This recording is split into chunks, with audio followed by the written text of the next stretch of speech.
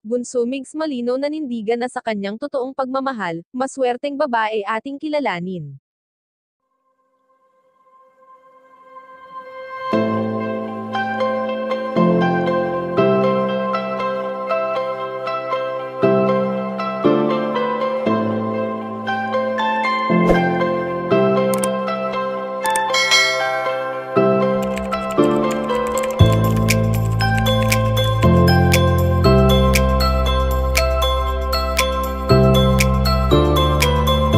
Patuloy pa rin ang mga ginagawang pagtulong ngayon ni Bunso Migs Malinaw sa mga taong kanyang napipili.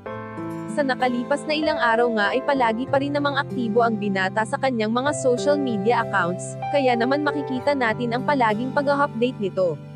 Alam naman natin na masaya na ngayon si Bunso Migs Malinaw at kontento na ito sa kung ano ang mayroon siya sa ngayon, dahil sa mga blessings na dumarating sa kanyang buhay. Bagamat kahit may kulang, dahil sa wala na ang namayapang komedyanteng si Cutie Mahal, ay grateful pa rin naman ang binata dahil sa kung ano ang kanyang mga natatanggap. Kung nabubuhay lamang sana sa ngayon ang kanyang katambal, ay tiyak na isa rin ito sa labis na matutuwa dahil ang isang Bunso Migs Malinaw ay lalo nang nakakatulong ngayon sa mga nangangailangan.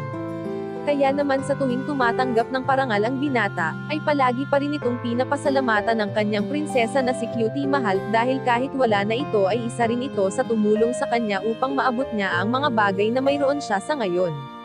Samantala ayon sa aming impormasyon na nakalap na nanindigan na si Bunso Migs Malinaw na kahit kailanman ay hinding-hindi na mawawala pa sa kanyang puso ang pagmamahal niya sa kanyang pinakamamahal na kapareha at kahit anong mangyari ay hindi na ito magbabago pa. Kayo mga kachika, anong masasabi nyo dito? Please leave the comment and don't forget to subscribe.